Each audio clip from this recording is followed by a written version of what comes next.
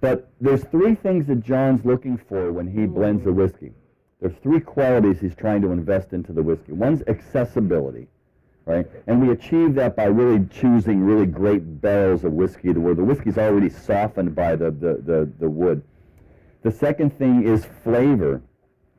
And by not using too many components and understanding distillery character and bringing the right ones together. But the third one, which I think gets achieved here, which is balance. And this is this gorgeous balance of smoke and spice and richness and softness, of body and lightness, you know, that all sort of like happen all at the same time. It smells wonderful. It is. It's so enticing. It brings those kind of words like ethereal, you know, to mind, because in a way it's almost indescribable.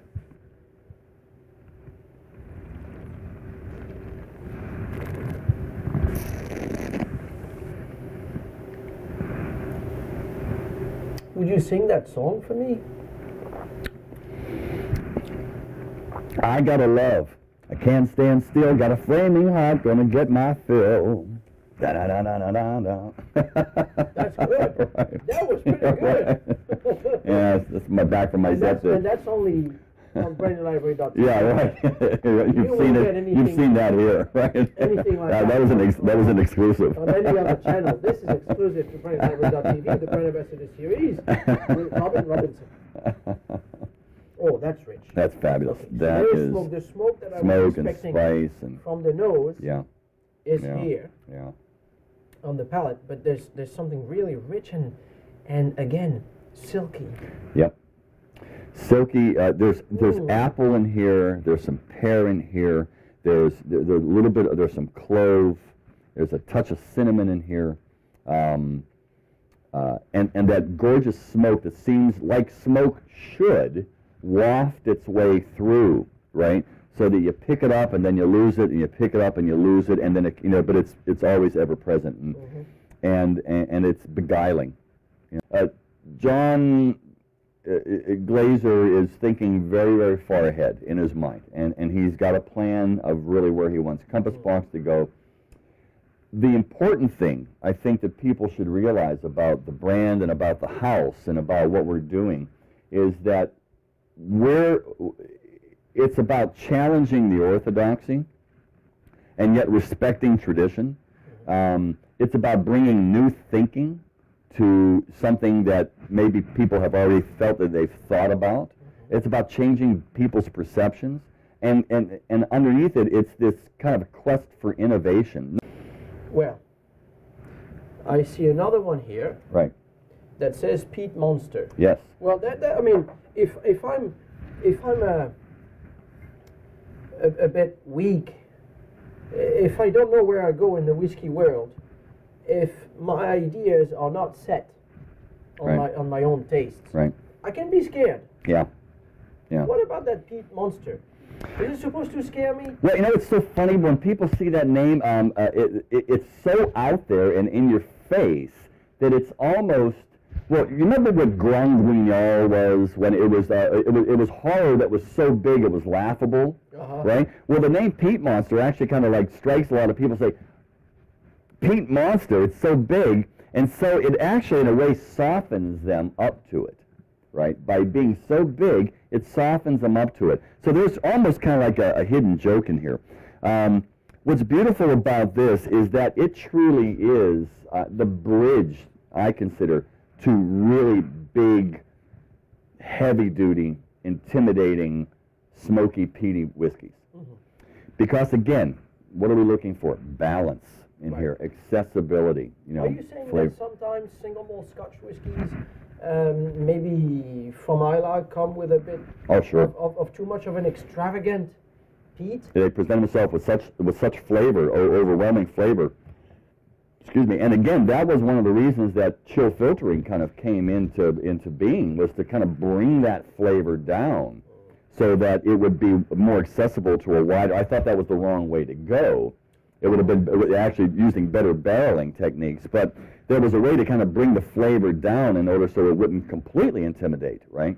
But yes, they can be to the non-experienced drinker or to the whiskey drinker that maybe is typically understands the Macallans and Glenfiddich and Glenlivet, which are softer, lovelier, kind of fruitier Speyside whiskeys. Yeah, an Ardbeg, a Kalila, a Lefroy can completely, those are great. I love them. They're gorgeous. That's when you already know that you like peat. Right. Yeah. If you're not into smoke. Yeah. There's no way. Right. No way you get it. Yeah, it will send you back out, reeling off the back of your head. So how's that different? Well, again, we're looking for balance here, and I think the brilliance of this is we're actually pulling whiskeys from 3 different types of peaty distilleries. And 3 different distilleries? 3 different distilleries. We have one's from the islands, one is from Islay, and one is from Speyside. And therein, I think, lies the brilliance of this, because it's an unusually peated Speyside whiskey, right? It's Ardmore. All right. Right, it's Ardmore. And Speysides are typically, sweeter, rounder, kind of richer bottom note whiskeys with very, very little peat. And here it is, this nice medium peated Speyside whiskey from the Ardmore distillery. And it's got sort of a fecund earthiness that brings some sweetness out, I find. And then we've got some Lechig in here. Oh. Right? And Lechig is just like, it's been always one of my favorite secret malts. No one ever knew about this. Many people may know this as Ledaig, Ledaig. But pronounced Lechig. And is this gorgeous big island malty, smoky, peaty whiskey that is soft and elegant, and it has a real lovely malty flavor to it. And then we've got a little of our good buddy Lefroy in here. Oh. Right? Well, that's in your face. Yeah, it can be, right? But then again, balanced, with the proper proportions, it brings a gorgeous bottom note to it. It brings some nice roundness and richness to it that you wouldn't find with the other 2 by themselves. And it's perfectly so satisfying, and I have found more people converting to big Islay-style whiskeys by drinking this first. I've nicknamed it the bridge to Islay. We've actually been criticized by some of those in the Swedish countries that like their peat as not being monstrous enough, for example, right? But I tell you what, again, it's about balance. It's about balance and flavor, and bringing all of those elements together. Not being monstrous enough. Okay, that's a good one. Yeah, isn't that funny? But right there from it just, wafts out of the glass. But there's a sweet note there. Oh, gorgeous. It's gorgeously sweet. Yeah. Yeah. Right? It's great with this is actually the whiskey that you drink when you're barbecuing with your friends on Saturday afternoon. This is the one. Right. This is the one. This is the one that you have. And go ahead, put an ice cube in it. It's okay, right? Yeah, I could take it. So, yeah, on a hot day, this will hold up to an ice cube. If you want to get some of those whiskey rocks, if you like those whiskey stones, go ahead and put that in, or it'll keep it cool without diluting it, right? You don't want to get it too cold. If you get whiskey too cold, you shut it down, and so you want to open it up. But yeah. This is a cold day. Yeah. Of raking leaves. Raking leaves. Yes. That's typically that's Saturday afternoon for me, right? That's when I drink this. Raking leaves, right?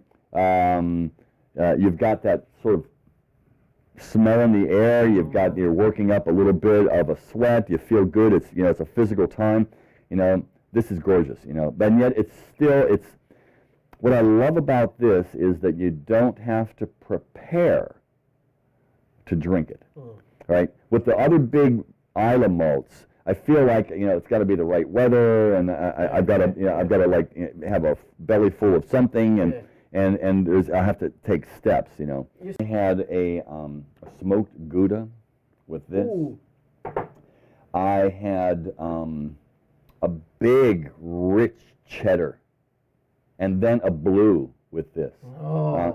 Yeah. I mean, it was knockout, right? So yeah, and because it's so big, and you see how it just kind of like lives. It just lives right in the front of the mouth, all the way through the palate. So yeah, those would be great pairings with that. Yeah. Well, this is a tough life here. It is terrible. Yeah, someone's got to do it. Here's Thanks to that. a lot for sharing it. My pleasure. It's very nice of you. Slange. We love Compass Box for being different. May Compass Box be different for a while. Absolutely. Yeah. Yeah. That's something we can all toast to. Slange. Slange.